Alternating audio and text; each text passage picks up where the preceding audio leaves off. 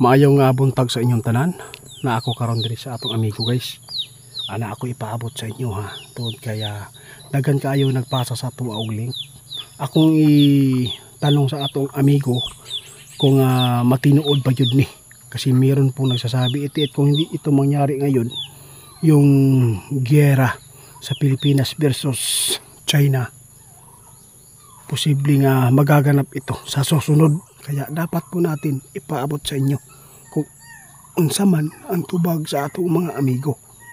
Kaibigan, ay salamat na ako'y gusto nga malaman sa inyo kasi marami po nga nagtatanong kung hindi po daw ito mangyari ngayon, manghuhula po ito yung gira sa China versus sa Pilipinas tungod ani nga kaguluhan sa agawan sa boundary ba sa ato ang area na nasakop naman unta ng karagatan dito sa Pilipinas. Gusto namang agawon po sa China. Nais po namin na itanong sa inyo kung hindi po ba magaganap ang gira ngayong tuig ba karong year na to.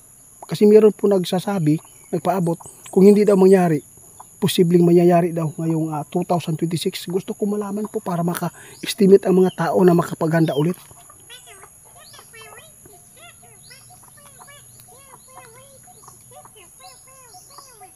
Sabi ng ating kaibigan, yung nagpaabot sa atin, tama po yun, no?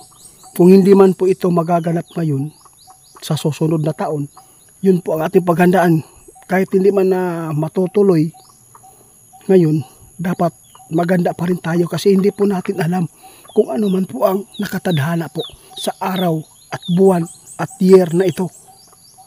Kaibigan, kung ikaw yung tatanungin ko,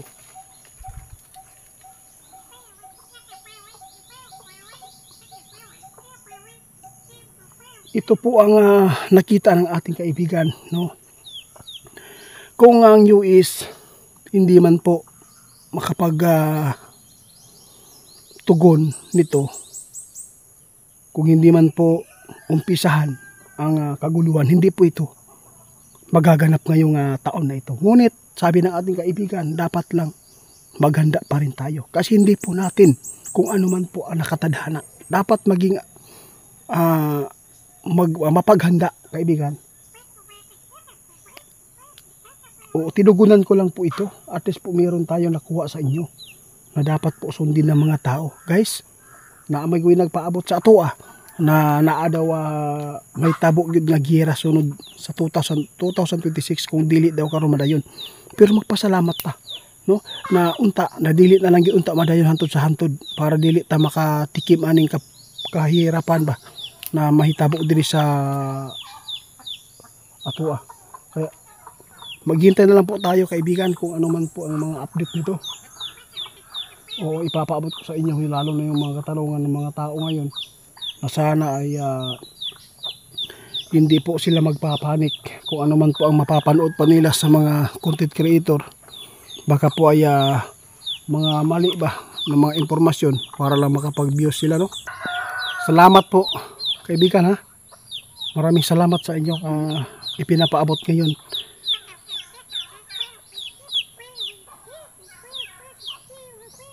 Walang mawawala ang tao kapag naghahanda, sabi ng ating kaibigan, no? Huwag po kayong magalit kung ano man po ang maipaabot ng ating kaibigan. Isa na po sila na makapagbigay din po ng tulong, lalo na yung mga tao na hindi po naghahanda. Kapag napanood po nila ito, sigurado at mayroon po talagang pupulot nito yung mga ipinapaabot ng ating kaibigan. Tandaan ninyo, kung hindi man ito mangyayari ngayon, pasalamat tayo dahil iningatan po tayo ng Panginoon.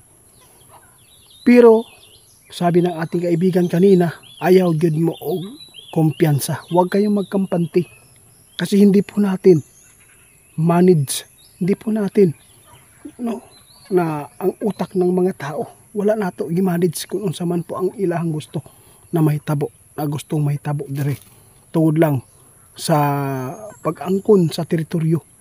Karon, kaibigan, unsa man ang imuhang last na ipapaabot sa mga tao, kaya dagan magud silang napanood na mga nag-content tungkol po sa kaguluhan dito sa bansa, sa China at saka dito sa Pilipinas.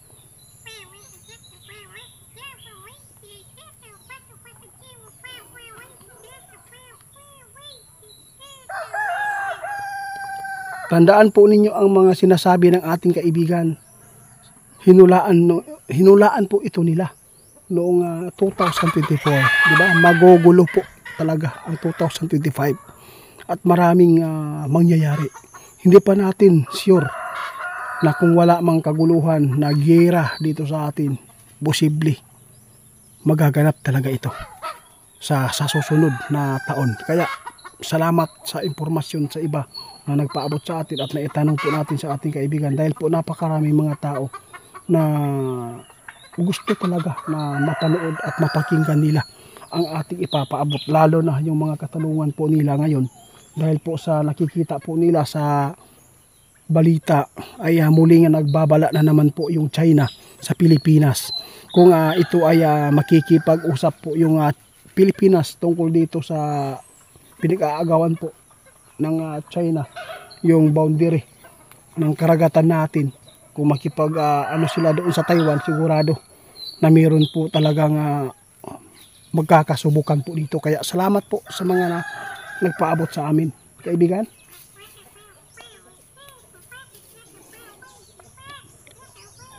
Ang ating bantayan po daw ngayon, no, yung ating sarili po nating bayan, no, dahil po ay hindi na po normal itong kaguluhan, dahil po sa mga tao na nagkampi-kampi na lang para sa kapangyarihan na kanilang gustong makamtan.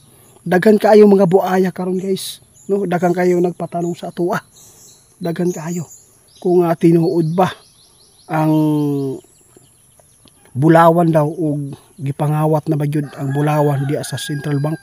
Akong matubag na may tubag diya sa ato ang mga kaibigan, ay dili lang ko mo usab og papaabot, kasi karon gibantayan karon sa mga NBI kini mga pagpapaabot na hindi nila magugustuhan. Kaya mag-ingat na lang ta, kay sayang kayo ang atong oras, no, mailaan lang po sa walang kwintang bagay. Kaya salamat sa mga tao na sumusuporta sa aming channel. Sana po ay hindi kayo magsasawa.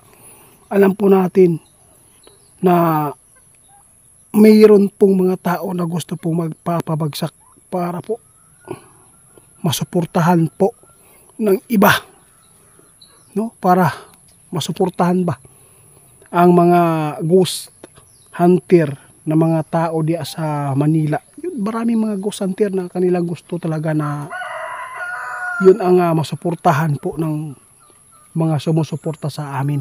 Kaya maraming gusto nga magpapabagsak, gumawa ng mga istorya para yung mga kino-community po nila sa kanilang channel, yun po ang inyong masundan.